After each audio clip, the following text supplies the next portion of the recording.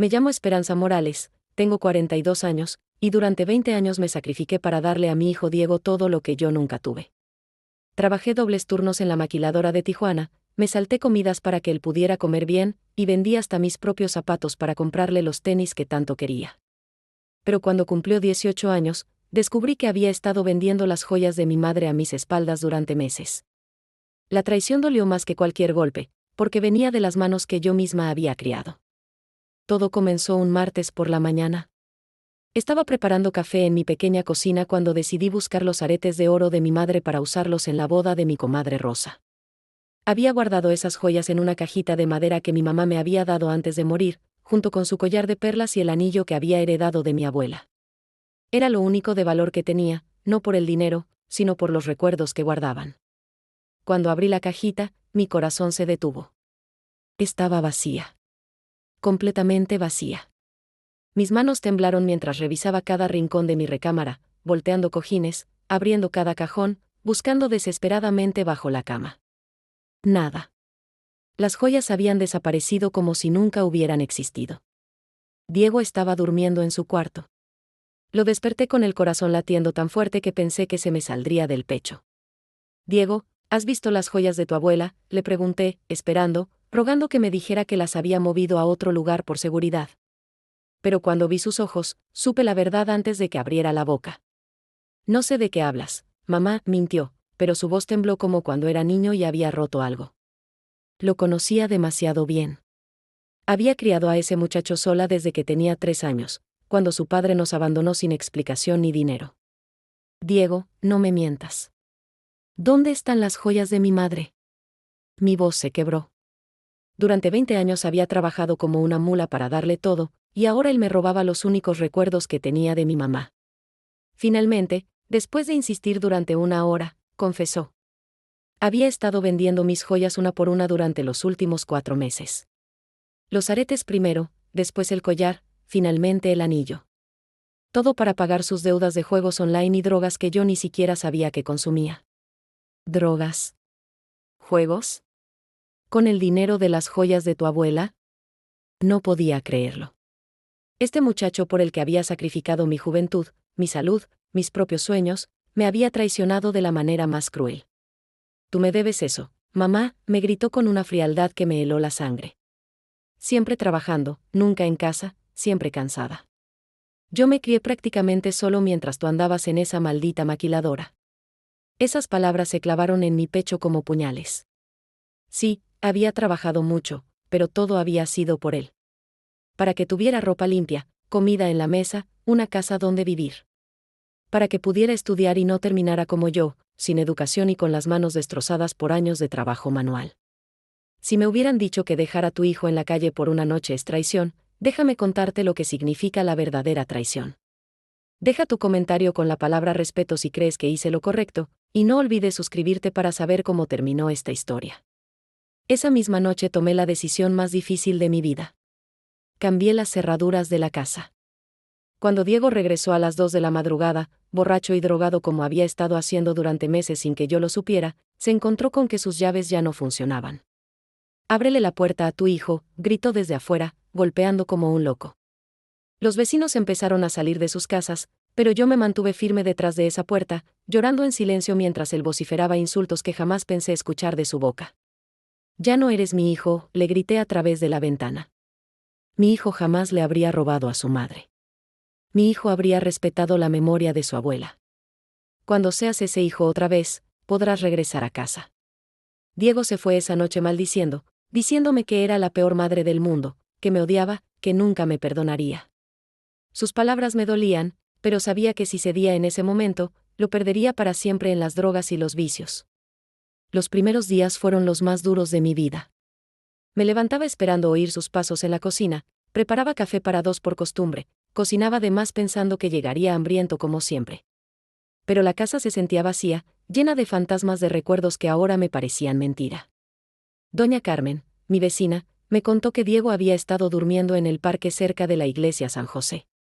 Después se fue a casa de unos amigos, pero duró poco porque también les robó. Mi corazón se partía cada día, pero sabía que rescatarlo de esa situación solo empeoraría las cosas. Durante semanas no supe nada de él. Preguntaba discretamente a conocidos, pero nadie me daba noticias. Hubo noches en que caminé por las calles de madrugada buscándolo, temiendo encontrarlo muerto en algún callejón. Otras noches me quedaba despierta imaginando que tocaba la puerta, arrepentido y dispuesto a cambiar. Un mes después, doña Carmen me dijo que había visto a Diego trabajando en una construcción cerca del mercado. Estaba flaco, sucio, pero trabajando. Por primera vez en semanas sentí un rayo de esperanza. Tal vez la lección estaba funcionando. Pero él seguía sin buscarme. Su orgullo era tan terco como el mío. Durante las noches me preguntaba si había hecho lo correcto. ¿Qué clase de madre echa a su hijo a la calle? ¿No era mi deber protegerlo sin importar qué hubiera hecho? Los meses pasaron lentamente. Llegó septiembre, después octubre. Mi hermana Luz me decía que fuera a buscarlo, que ya había aprendido la lección, pero yo sabía que Diego tenía que dar el primer paso. Tenía que reconocer su error y venir a pedirme perdón por voluntad propia, no porque yo lo fuera a rescatar otra vez. Este es el momento donde todo cambió, pero te aseguro que no te imaginas cómo. Suscríbete porque lo que viene te va a sorprender. Llegó el Día de los Muertos. Como cada año, preparé el altar para mi madre con sus flores favoritas, cempasúchil y rosas blancas. Puse su fotografía, velas, pan de muerto y su mole poblano que tanto le gustaba. Pero este año me sentía más sola que nunca. Era la primera vez que Diego no estaba conmigo para recordar a su abuela. Al día siguiente fui al Panteón San Miguel a visitar la tumba de mi madre. Llevaba flores frescas y una veladora nueva. Cuando llegué, me quedé helada. Había flores recién cortadas sobre la lápida, flores que yo no había puesto. Me acerqué temblando y vi una carta doblada debajo de las flores. Con manos temblorosas la abrí, y reconocí inmediatamente la letra de Diego. La carta decía: Abuela, sé que ya no estás, pero necesito hablar contigo. He sido el peor nieto del mundo y el peor hijo. Le robé a mi madre las únicas cosas que le quedaban de ti, y sé que desde el cielo me estás viendo con tristeza.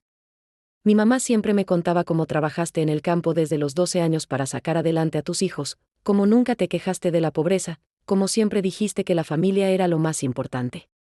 Yo destrocé todo eso por unos pesos miserables. Seguí leyendo con lágrimas corriendo por mis mejillas. Ahora entiendo por qué mi mamá trabajaba tanto. No era porque no me quisiera, sino porque me quería demasiado. Igual que tú la quisiste a ella. Abuela, ayúdame a ser el hombre que mi madre merece, el nieto que tú hubieras querido. Ayúdame a encontrar el valor para pedirle perdón. Me quedé allí llorando hasta que se hizo de noche. Diego había estado visitando a su abuela, reflexionando sobre sus errores. Por primera vez en meses sentí que mi hijo, el verdadero Diego, seguía ahí adentro, enterrado bajo la rebeldía y las malas decisiones. Esa misma noche llovía como si el cielo estuviera llorando conmigo. Estaba viendo las noticias cuando escuché unos golpes suaves en la puerta. No eran los golpes desesperados de meses atrás, sino toques tímidos, casi temerosos. Cuando abrí, ahí estaba Diego. Pero no era el muchacho arrogante que se había ido. Estaba flaco, con las manos callosas del trabajo honesto, la ropa limpia pero remendada. Sus ojos ya no tenían esa mirada perdida de los vicios. Eran los ojos de mi niño, llenos de arrepentimiento y dolor. Mamá, me dijo con la voz quebrada, vengo a pedirte perdón. No espero que me perdones, porque sé que no me lo merezco. Pero quería que supieras que durante estos meses he estado trabajando en la construcción, ahorrando cada peso para intentar recuperar las joyas que vendí. Sacó un sobre del bolsillo de su camisa. No pude recuperar las joyas originales, pero aquí está el dinero para que compres otras si quieres. Sé que nunca será lo mismo, porque las de la abuela tenían historia, tenían amor. Pero es todo lo que puedo ofrecerte. Lo miré a los ojos y vi al hijo que había criado, no al extraño que me había robado. Diego, las joyas se pueden reemplazar, pero un hijo no. El dinero no me importa. Lo que me importa es que hayas entendido el valor de lo que tenemos. Esa noche hablamos hasta el amanecer. Me contó sobre sus meses en la calle, sobre cómo había tocado fondo cuando unos drogadictos lo golpearon para robarle los pocos pesos que tenía. Me habló sobre don Ricardo, el jefe de la construcción, que le dio trabajo cuando nadie más quería darle una oportunidad. Mamá, don Ricardo me dijo algo que nunca voy a olvidar, muchacho, Una madre que trabaja dobles turnos por ti no es una madre ausente, es una madre que te ama demasiado. Fue entonces cuando entendí todo lo que había sacrificado por mí. Le dije que podía volver a casa, pero con condiciones. Nada de drogas, nada de juegos. Tenía que seguir trabajando y contribuir con los gastos de la casa. Y lo más importante, tenía que ganarse mi confianza otra vez, día a día. Diego aceptó todo sin protestar. Mamá, sé que no será fácil.